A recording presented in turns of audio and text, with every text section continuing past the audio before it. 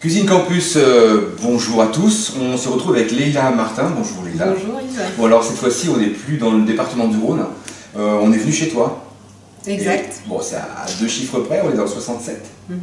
Et à Strasbourg, où toi tu exerces et où tu fais ton blog. On va en parler encore une fois. Je vais vous cuisiner. Leïla, aujourd'hui, pour nos étudiants, parce que tu sais qu'on travaille toujours sur la matière, comment je fais à cuisiner simple, avec une plaque de cuisson, voilà, on n'a pas beaucoup d'ingrédients, on n'a pas beaucoup de temps, et on veut manger correctement. Alors qu'est-ce que tu nous proposerais? On a besoin de dessert en fait. Ben, écoute, je suis partie sur une recette, encore une fois, typiquement alsacienne. Enfin, en tout cas, c'est une recette qu'on retrouve en Alsace, mais aussi dans d'autres régions, mais qu'on aime beaucoup en Alsace. Ce sont des Apfelkischle. Ce sont des petits beignets de pommes, voilà, qu'on aromatise à la fin avec du sucre et de la cannelle. C'est très simple à faire, très bon. Oui, alors j'insiste, c'est très simple à faire, c'est ça en fait. Tout à fait. C'est comme une pâte à crêpes, on va tremper les morceaux de pommes dedans, on va les faire frire, et ce sera prêt, un jeu d'enfant. Parfait, on attaque. Alors, pour cette recette, on a besoin bien évidemment de pommes. D'accord. 3 pommes 2-3 pommes. 2-3 pommes, d'accord. Oui. Un œuf, de la farine. Voilà. Voilà, du sucre. Ouais. Un peu de cannelle, un peu de sel. Ouais. Et moi, je mets du lait et de la bière. Je fais moitié-moitié, mais on peut mettre que du lait si on a envie. Non, mais de la bière, il y en a toujours qui traînent. Hein, Chez les étudiants. D'accord, parfait. Je garde tout ça, tu me les demandes quand tu en as besoin. Et un peu d'huile pour la friture. Ok, de l'huile neutre. Neutre, parfait. L'huile d'olive, c'est pas trop compliqué. Donc si c'est simple et léger, ça veut dire qu'on en a pour combien de temps là? Allez, on en a pour un quart d'heure à tout casser avec la cuisson. Avec la cuisson? Oui. Allez, au boulot. Hop. Donc je commence par éplucher les pommes. Ouais. Tu veux peut-être que je t'aide, que je fasse quelque chose? Tu pèses la farine, c'est ça? Combien exact, tu dois je vais mettre? mettre 125 g de farine. C'est malin ça, et si on n'a pas de truc pour peser? Il y a des verres mesureurs. Ah bah voilà, d'accord. Pratique. Ouais, ok. Là j'en ai mis un petit peu plus, mais c'est pas grave. Je mets une toute petite pincée de sucre, vraiment pas par rien. Une petite pincée de sel. Alors le lait, moi c'est pareil, on peut utiliser le verre mesureur, mais moi en général je le pèse. Comme ça j'ai pas besoin de m'embêter à sortir un ustensile de plus. Donc, bon, si c'était un verre mesureur, c'est quoi? On mettrait quoi? Un verre on de lait? mettrait 60 ml. Et là je mets 60 g. Fais voir à quoi ça ressemble.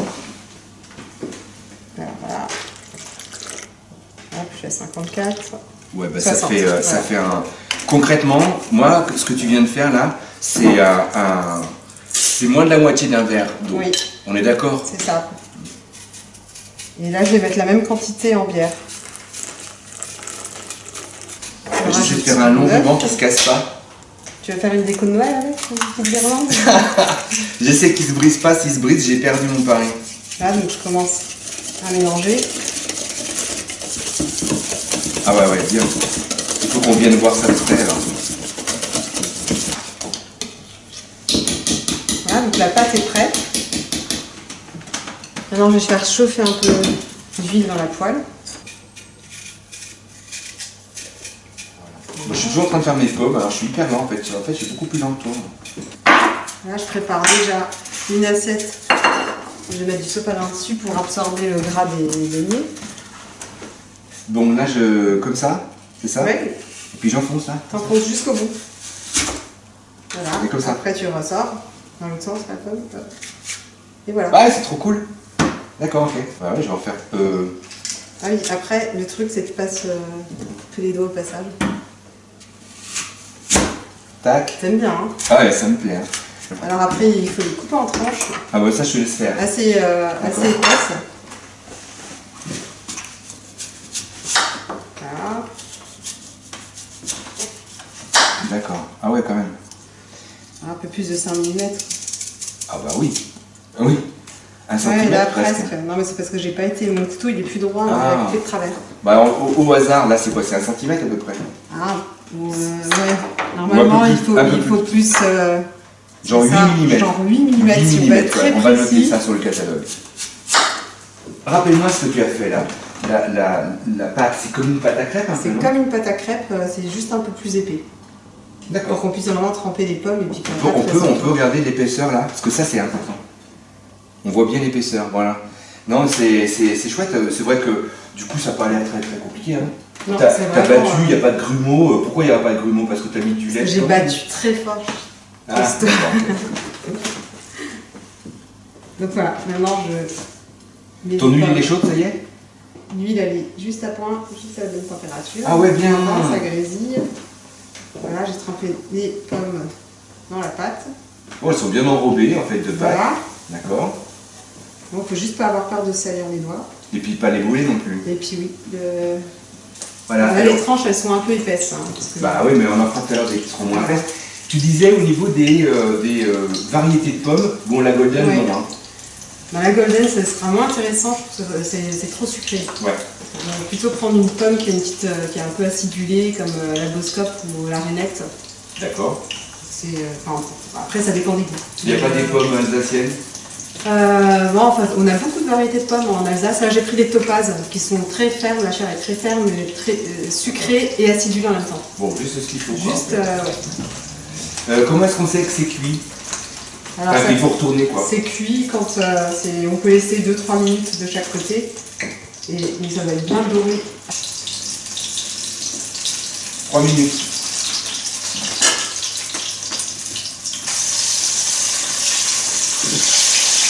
Voilà, là, elle commence à s'énerver, l'huile.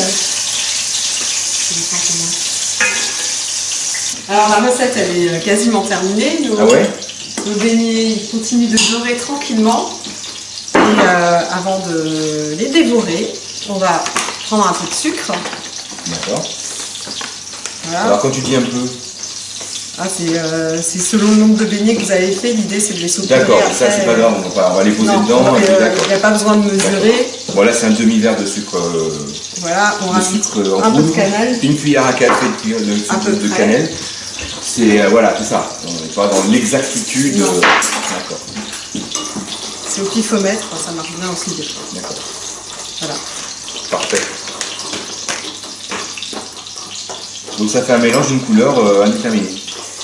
C'est entre le sable et le brun, on va dire. D'accord.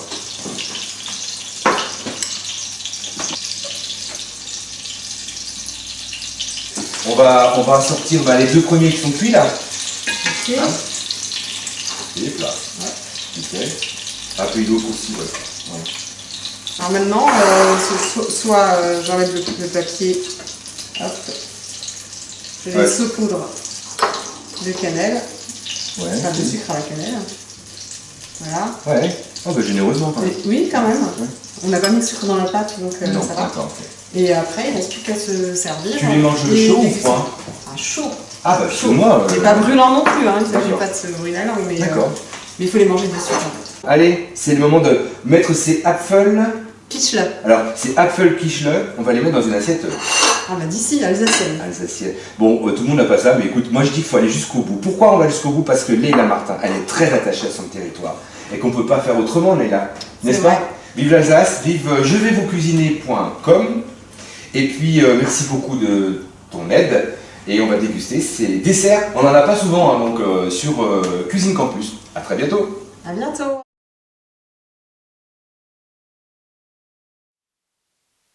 Je recommence tout. Non, même si on le trouve dans d'autres régions, mais c'est vraiment Apfel Kischle, c'est vraiment. Non, mais c'est vraiment des Alsaciens, ils y tiennent. N'enlève pas ça à leur patrimoine culinaire, sinon ils n'ont pas de pote avec toi. Comment tu défends bien les choses. On recommence alors.